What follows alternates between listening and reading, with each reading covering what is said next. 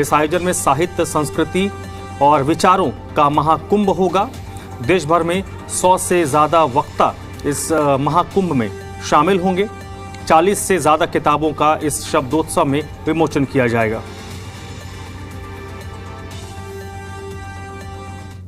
और हजारों लोगों का इस कार्यक्रम से जुड़ना एक भविष्य की और बढ़ते भारत के कदम दिखाता है।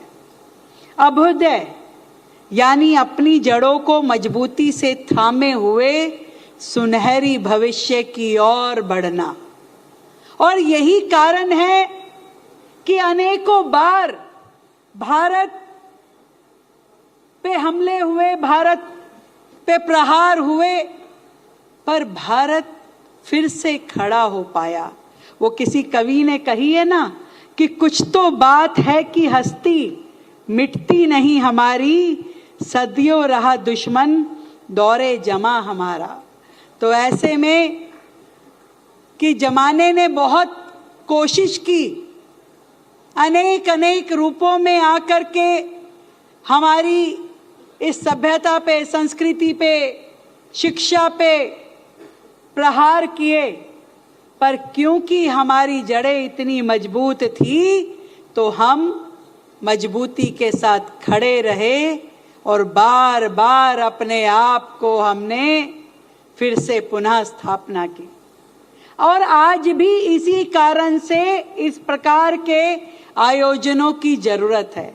सच में बधाई की पात्र है हमारी शतमहोत्सव की ये टीम, जिन्होंने इस विजन को साकार किया कि आज जितना मर्जी हम आधुनिकता में चले जाएं, परंतु जड़ों से जुड़े रहना सबसे जरूरी है। विज्ञान जरूर हो एक हाथ में, पर संस्कार भी साथ में होना बहुत जरूरी है। ये कार्यक्रम उन सारे सवालों का जवाब भी है जो हर भारतीय माता पिता ये पूछता है कि आधुनिकता की राह पे बढ़ते हुए मैं अपने बच्चों को अपनी संस्कृति से कैसे जोड़े रखूं। ये जवाब है कि अनेक माध्यमों से, अनेक चर्चाओं से इस बात को हम समझ पाएंगे कि अपने मूल को खोए बिना अपने आप को हम आगे कैसे बढ़ा सकते हैं। और दिल्ली में यह महोत्सव सच में भारतीय विविधता का परिचायक है। हम तो दिल्ली को वैसे भी एक भारत श्रेष्ठ भारत का सर्वोत्तम उदाहरण मानते हैं। और यही कारण है कि हमारी सरकार ने इस 10 महीने में हर राज्य के उत्सव को उतनी ही भव्यता के साथ, उतनी ही शिद्दत के साथ मनाया जितना वो पर्व उस राज्य में जो वहाँ का मूल त्योहार है वहाँ मनाया जाता है। हमने बड़े शौक से, बड़े प्यार से दिल्ली को अपने जो उनका मूल विचार है, परंपरा है, संस्कृति है, भाव है, उससे जोड़े रखने की कोशिश की। इसीलिए यदि हमने बिहार और पूर्वांचल का छठ दिल्ली में धूमधाम से मनाया, तो हमने महाराष्ट्र की गणेश चतुर्थी को भी आनंद से यहाँ पे किया। तो गुजरात के डांडिया को धूम के साथ पूरी दिल्ली में पहली बार यूनिवर्सिटीज में जाके मनाया गया। तो भोले बाबा की कावड़ यात्रा के हर एक यात्री को भव्य सेवाएं दी जाए, इसका दिल्ली सरकार ने पूरा ध्यान रखा। और प्रभु राम का ये त्योहार दिवाली तो अपनी इस शहर में भव्यता के नए चरम पे पहुंचे। उसके लिए पहली बार कर्तव्य पथ पे 1.25 लाख दिए जला करके और आसमान में स्वयं श्री राम की स्तुतियों का वर्णन करते हुए हमने दिवाली का पर्व दिल्ली के हर एक परिवार के साथ मनाया। दुर्गा पूजा हो या कोई राज्य दिवस हो, हर एक त्योहार को हमने मनाने की कोशिश की और आज उसी परंपरा की अगली कड़ी के नाते शब्दोत्सव का आयोजन मैं बधाई देती हूं भाई कपिल मिश्रा जी को, जो आपने इस कार्यक्रम के आयोजन में भूमिका निभाई। ये हम सब के लिए गर्व की बात है।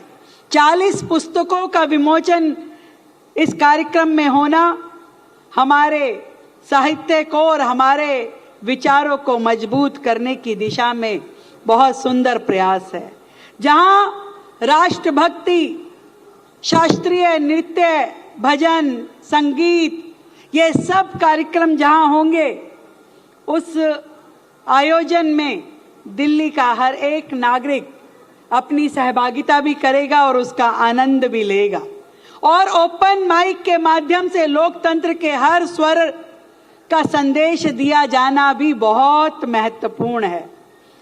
मैं भारत की विशेषता यही रही कि हर युग में हमने अपने विचारों को महत्व दिया है। हर युग में कभी वैदिक का चिंतन हो, उपनिषदों का प्रबोधन हो, रामायण की मर्यादा हो या महाभारत की कूटनीति हो, हमने अपने विचारों को कभी छोड़ा नहीं और विवेक का हाथ थामे रखा। मैं कई बार सोचती हूँ सुनील जी, जब कोई भारतीय व्यक्ति, कोई भारतीय नागरिक या कोई भारतीय राजनेता विदेशों में जाकर के अपने देश के बारे में हल्के शब्द इस्तेमाल करे, तो ये परिचायक है कि वो अपने देश की इस मिट्टी से, हमारी संस्कृति से जुड़ा ही नहीं, उसे समझ ही नहीं पाया। नहीं तो कोई कारण नहीं है कि आप परदेश में जाकर के अपने देश के बारे में हल्के शब्दों का इस्तेमाल करें।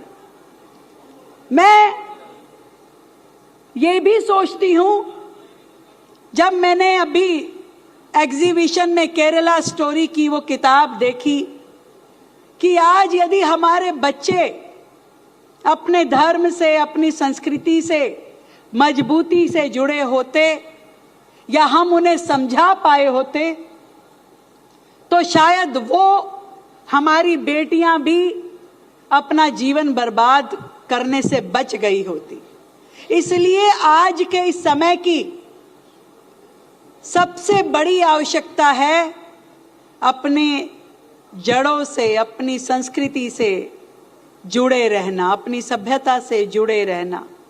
वो कहते हैं ना कि तेज आंधियां भी जड़ वाले वट वृक्ष को हिला नहीं सकती।